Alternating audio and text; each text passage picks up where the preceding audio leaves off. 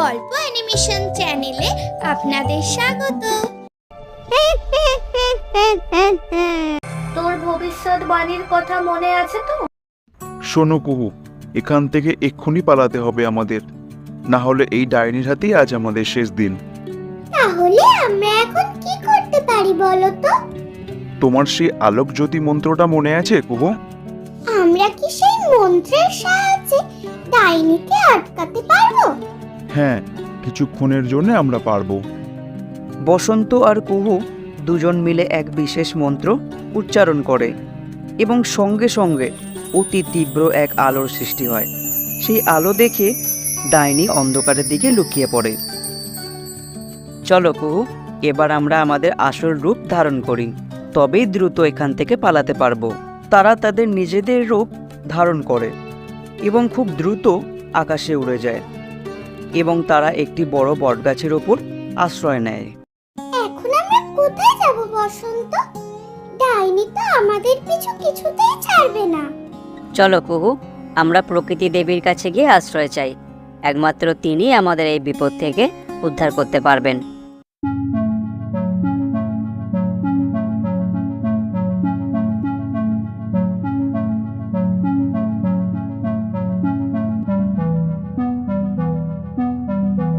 তারা উড়তে উড়তে পূর্ব দিকের প্রাচীন মন্দিরের কাছে যায় এবং তারা গিয়ে দেখে প্রকৃতি দেবী ধ্যানে বসে আছে। হে প্রকৃতি দেবী, আমরা আপনার কাছে আশ্রয় চাই। অশুভ ছায়া পিশাচেরা আমাদের পিছু নিয়েছে। তোমাদের ভয় করার কিছু নেই, আমি এখানে আছি তোমাদের রক্ষা করার জন্য। তোমাদের ভালোবাসার শক্তি অশুভ শক্তির চেয়ে বেশি শক্তিশালী। এখনই তোমাদের বিবাহ সম্পূর্ণ করতে হবে।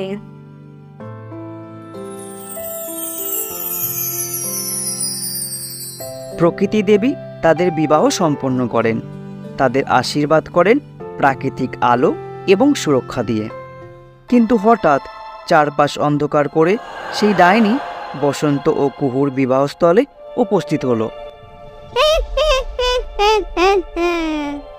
কি ভেবেছিস তোরা এত সহজে আমার হাত থেকে রক্ষা পাবি?